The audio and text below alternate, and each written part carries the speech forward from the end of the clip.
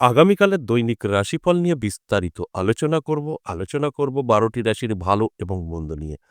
এটা অতি পরিচিত প্রোগ্রাম। প্রত্যেকটা দিন আমি দৈনিক রাশিফল নিয়ে আলোচনা করি আপনাদের অ্যালার্ট করার জন্য।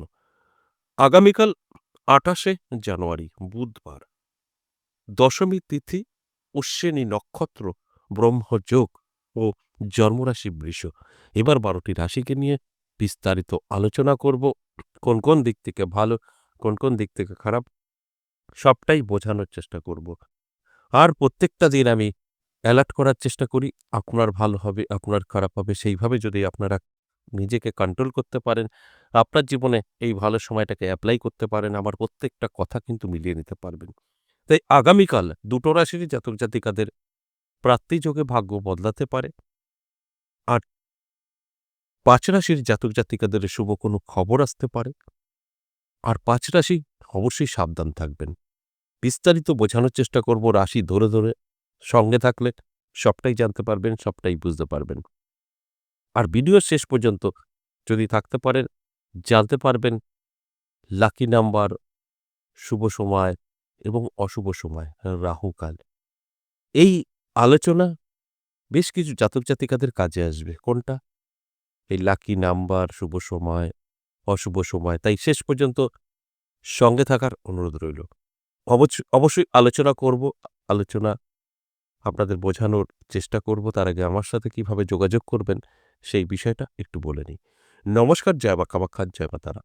যারা ভীষণভাবে বিপদে আছেন, কি করবেন বুঝে উঠতে পারছেন না, বহু জায়গায় গিয়েও সাকসেস আসেনি, আমি একটা কথাই বলতে পারি, একবার হলেও আমার সাথে সাক্ষাৎ করতে পারেন। দেখুন আপনার যে সমস্যা আছে তার থেকে বেরোতে পারছেন কিনা। কারণ আমরা সবসময় একটা কথাই বলি যে আপনার সমস্যা যত বড়ই হোক না কেন, আপনি নিজেও তার সমাধান করতে পারবেন। সেখানে কিন্তু প্রচুর টাকা খরচ হয়, একদম না। আর যারা খরচ করতে পারে তারা তো পারেই। তাই এই ফেসিলিটি একমাত্র আমি বলতে পারি আমার কাছেই আছে। আমি এ থেকে জেড যেকোনো সমস্যার ফ্রি প্রতিকার সাজেস্ট করে থাকি। খরচ তো অবশ্যই আছে। যারা না পারে করতে, তখন তাদের পয়সা খরচা করে প্রতিকার করতে হয়। তবে আপনি যদি নিজেকে একটু সময় দিতে পারেন, তাহলে আপনার সমস্যার সমাধান আপনিই করতে পারবেন। সমস্ত রকম সিস্টেম, সমস্ত রকম নিয়ম কানুন আমি অবশ্যই আপনাদের জানিয়ে থাকি। তাই যদি মনে হয় আপনার প্রয়োজন আছে, তাহলে যোগাযোগ করতে পারেন। দেখবেন আমাদের স্ক্রিনে দেওয়া একটি নাম্বার আছে 62, সেখানে আপনি কল করবেন। আপনি কল করে কবে কখন আসছেন, কোথায় আসছেন বলে নামটা লিখিয়ে দেবেন। তবে কনফার্ম আপনি আসতে পারবেন তবেই নামটা লিখাবেন। কারণ আপনার জন্য আরেকজন আসতে পারবে না। যে কারণে বলি কনফার্ম হলে তবেই নামটা লিখিয়ে দেবেন। আমাকে পাবেন নদিয়া ১০ মহাবিদ্যা কালীবাড়ি, যেটা আমার নিজেরই। ৩ দিন আমি এখানে বসছি। সোমবার, মঙ্গলবার, বুধবার। তারাপীঠ ইংরেজি মাসের শুরু শেষ থাকছি। এছাড়াও যদি মনে হয় আমি এই ২ জায়গার কোনোটাতেই যেতে পারবো না, অনেক দূরে বাড়ি, এরকম ব্যাপার থাকে, সেক্ষেত্রে আপনি অনলাইন দেখাতে পারেন। অনলাইন চেম্বার বৃহস্পতি, শুক্র, শনি ৩ দিন থাকছে। এমনি প্রত্যেকটা দিনই আপনি যোগাযোগ করতে পারেন। তবে প্রত্যেকদিন অনলাইন টাইমে আপনাকে কল নাও করতে পারি, কারণ আমাদের অন্যান্য কাজ থাকে। আর বৃহস্পতি, শুক্র এবং শনিবার অনলাইন চেম্বারই থাকে। তাই আপনি যখনই যোগাযোগ করবেন, ঠিক আপনাকে সময় দিয়ে দেওয়া হবে যে এই টাইমে আপনাকে কল করা হবে। আর যদি মনে হয় যে না আমি আসতে পারবো, তাহলে তো কোনো ব্যাপারই নেই। আপনি সরাসরি চলে আসতে পারবেন নদিয়া, বীরনগর, না হলে তারাপীঠ। তাই যদি মনে হয় আপনার প্রয়োজন আছে, আপনি অনলাইন হোক অফলাইন হোক, আপনি কিন্তু আমার সাথে সাক্ষাৎ করতে পারবেন যদি আপনার প্রয়োজন থাকে তো। আর আমাদের কলিং নাম্বারটা সবসময় খোলা থাকে। কল করে আপনার সম্পর্কে জানতে চাইলে ওরা বলতে পারবে না। আপনি আমার সাথে কিভাবে যোগাযোগ করবেন সেই বিষয়গুলো যদি প্রশ্ন করেন, সবকটা উত্তর দেবে, আপনাকে গাইড করবে, কিভাবে আসবেন সবটাই কিন্তু তারা দেখে নেবে।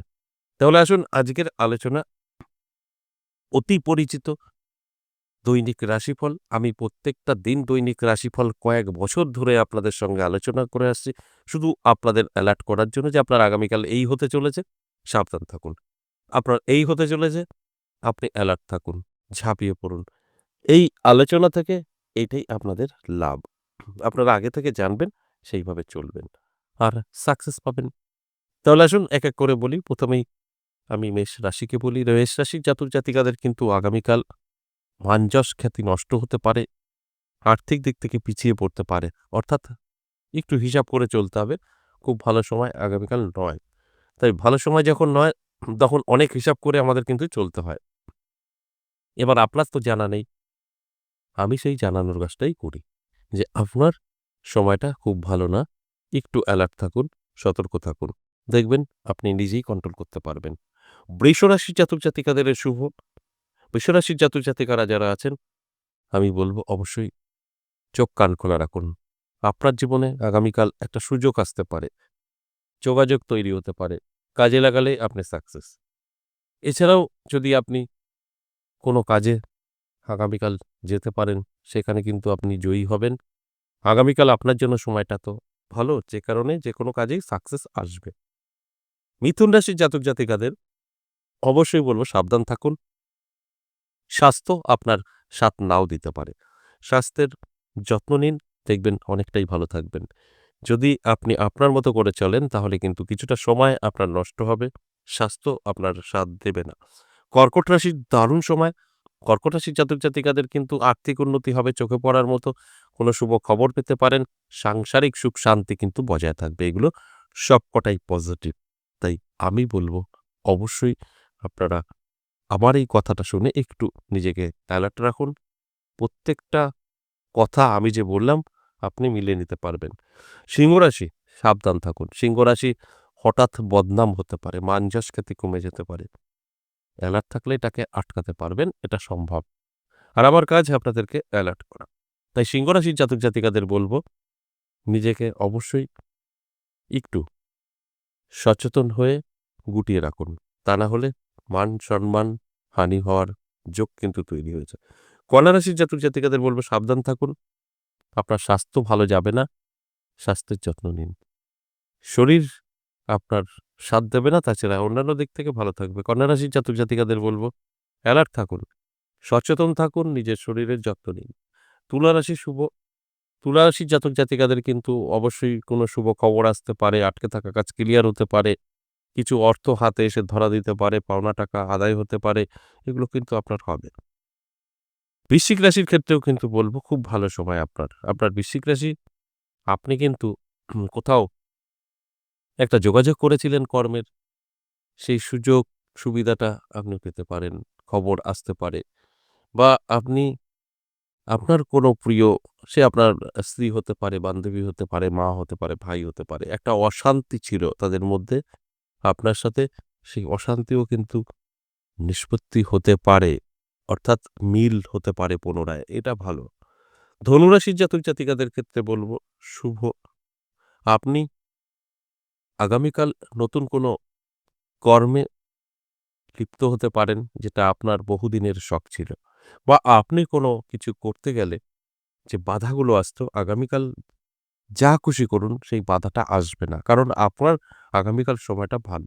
তাই ধনুরাশির জাতক জাতিকাদের বলবো আপনার মনে যেটা চায় আগামীকাল আপনি করুন, সেটাই আপনার জন্য শুভ।